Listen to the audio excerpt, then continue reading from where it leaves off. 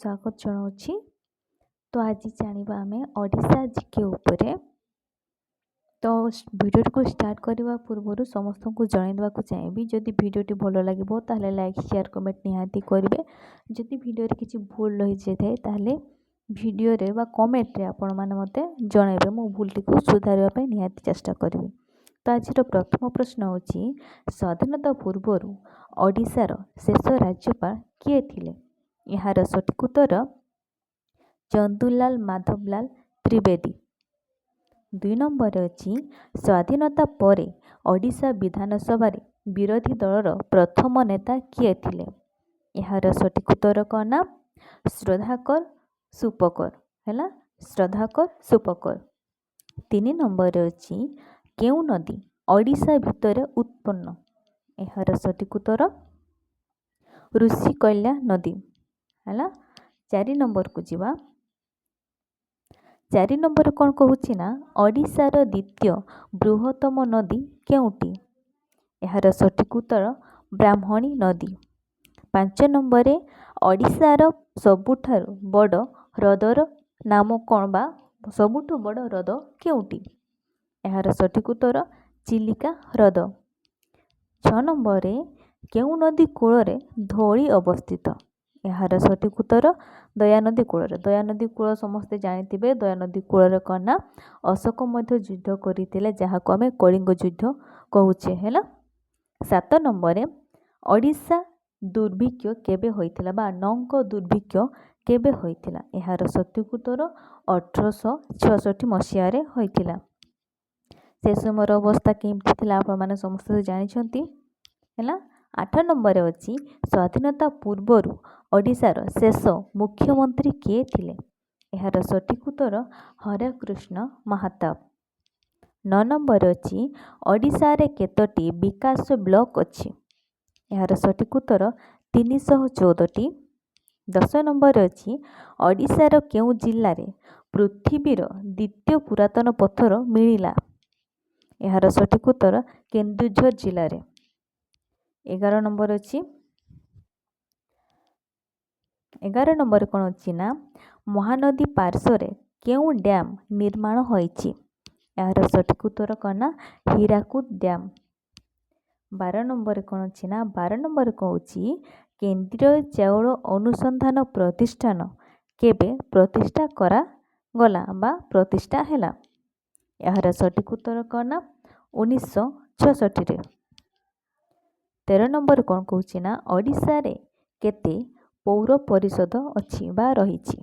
यार सठिक उत्तर कौन ना 48 पौर परिषद रही।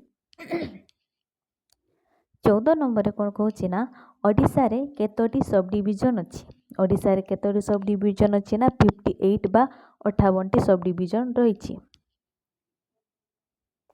15 नंबर अच्छी ओडिशा हाईकोर्ट प्रथम प्रधान विचारपति किए थिले? यार सठिक उत्तर वीर किशोर राय। वीर किशोर राय किए ना ओडिशा हाईकोर्ट प्रथम प्रधान विचारपति।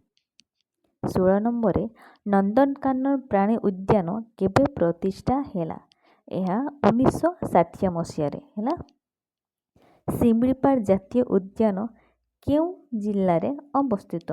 यार सठिक उत्तर मयूरभंज। 19 नंबर केउ जिल्ला रे भितरकनिका जातीय उद्यान अवस्थित? यार सठिक उत्तर केन्द्रापड़ा। तापर 19 नंबर को जीवा। 19 नंबर कौन कहूँ ना सातपड़ा कौन पाई प्रसिद्ध? यार सठिक उत्तर कौन ना डॉल्फिन पाई प्रसिद्ध। 20 नंबर अच्छी भितरकनिका जातीय उद्यान केबे प्रतिष्ठा हैला? यार सठिक उत्तर कौन ना 1998 रे। तापर 21 नंबर को जीवा ओडिशा रे स्वाधीनता परे प्रथम विधानसभा निर्वाचन केबे होइथिला? यार सठिक उत्तर कौन ना 20 फेब्रुआरी 1952 रे होइथिला। तापर 22 नंबर को जीवा। 22 नंबर कौन कहूँ ना ओडिशा विधानसभार 1947 जन सदस्यों मध्यरु केते जन बिजु जनता दलर सदस्य? यार सठिक उत्तर कौन ना 130 जन। 23 ନମ୍ବରରେ ଓଡ଼ିଶାର କେଉଁ ନିର୍ବାଚନ ମଣ୍ଡଳୀରେ ଓଡ଼ିଶା ବିଧାନସଭା ପାଇଁ ଖାଲି ଆସନ ଅଛି? ହେଲା, ଆଉ ଥରେ ପ୍ରଶ୍ନକୁ ପଢ଼ୁଛି। ଓଡ଼ିଶାର କେଉଁ ନିର୍ବାଚନ ମଣ୍ଡଳୀରେ ଓଡ଼ିଶା ବିଧାନସଭା ପାଇଁ ଖାଲି ଆସନ ଅଛି ବା ରହିଛି? ଏହାର ସଠିକ୍ ଉତ୍ତର ପିପିଲି। 24 ନମ୍ବର କ'ଣ କହୁଛି ନା ପାରାଦୀପ ବନ୍ଦର କେଉଁ ଜିଲ୍ଲାରେ ଅବସ୍ଥିତ? ଏହାର ସଠିକ୍ ଉତ୍ତର ଜଗତସିଂହପୁର। 25 ନମ୍ବରକୁ ଯିବା। 25 ନମ୍ବରରେ କ'ଣ କହୁଛି ଦେଖିବା। ଉପକୂଳବର୍ତ୍ତୀ ସହର ଗୋପାଳପୁର କେଉଁ ଜିଲ୍ଲାରେ ଅବସ୍ଥିତ? ଏହାର ସଠିକ୍ ଉତ୍ତର ଗଞ୍ଜାମ ଜିଲ୍ଲା। 26ରେ କେଉଁ ଧର୍ମ ଓଡ଼ିଶାରେ ସଂଖ୍ୟା ଗରିଷ୍ଠତା ରହିଛି? ଏହାର ସଠିକ୍ ଉତ୍ତର ହିନ୍ଦୁ ଧର୍ମ। 27ରେ ଓଡ଼ିଶା ସାହିତ୍ୟ ଏକାଡେମୀ ପୁରସ୍କାର କେବେ ପ୍ରଦାନ କରାଯାଇଥିଲା? ଏହାର ସଠିକ୍ ଉତ୍ତର 1957।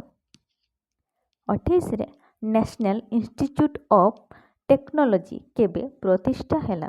ଏହାର ସଠିକ୍ ଉତ୍ତର 15 ଅଗଷ୍ଟ 1961ରେ।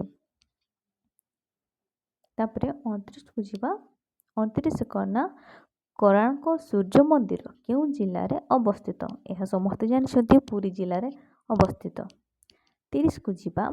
ଓଡ଼ିଶାର କେନ୍ଦ୍ରୀୟ ବିଦ୍ୟାଳୟ କେବେ ପ୍ରତିଷ୍ଠା ହେଲା? ଏହାର ସଠିକ୍ ଉତ୍ତର କ'ଣ ନା 2009ରେ। 31ରେ ଅନୁଗୁଳ ଷ୍ଟାଡିୟମ କେବେ ପ୍ରତିଷ୍ଠା ହେଲା? ଏହାର ସଠିକ୍ ଉତ୍ତର 1999ରେ ହେଲା ବା 1999ରେ। 32ରେ କଳିଙ୍ଗ ଷ୍ଟାଡିୟମର ଭିତ୍ତି ପ୍ରସ୍ତର କିଏ ସ୍ଥାପନ କରିଥିଲେ? ଏହାର ସଠିକ୍ ଉତ୍ତର ବିଜୁ ପଟ୍ଟନାୟକ। 33ରେ ପାହାଡ଼ ଷ୍ଟେସନ ଦାରିଙ୍ଗିବାଡ଼ି କେଉଁଠାରେ ଅବସ୍ଥିତ? ଏହାର ସଠିକ୍ ଉତ୍ତର ମୁଁ ଆପଣମାନଙ୍କୁ ଜଣାଇ ନାହିଁ। ଯଦି ଜାଣିଛନ୍ତି ଏହାର ସଠିକ୍ ଉତ୍ତର ତାହେଲେ କମେଣ୍ଟ ମାଧ୍ୟମରୁ ନିହାତି ଜଣାଇବେ। ତାପରେ 34କୁ ଯିବା ବା 34କୁ ଯିବା। କଳିଙ୍ଗ ଷ୍ଟାଡିୟମ କେଉଁଠାରେ ଅବସ୍ଥିତ? ଏହା କଳିଙ୍ଗ ଷ୍ଟାଡିୟମ ହେଉଛି ଭୁବନେଶ୍ୱର ଠାରେ ଅବସ୍ଥିତ ଆଉ କଟକରେ ହେଲା ବାରବାଟୀ ଷ୍ଟାଡିୟମ ହେଲା। 35କୁ ଯିବା। ବାରବାଟୀ ଷ୍ଟାଡିୟମ କେଉଁଠାରେ ଅବସ୍ଥିତ? ମୁଁ କହିଲି ଟିକେ ଆଗରୁ କଟକରେ ହେଲା। ତ ଆଜିର ପ୍ରଶ୍ନ ଏତିକି ଥିଲା। ଯେଉଁମାନଙ୍କୁ ଭଲ ଲାଗିଛି ସେମାନେ କମେଣ୍ଟ କରିବେ, ସେୟାର କରିବେ ସାଙ୍ଗମାନଙ୍କୁ।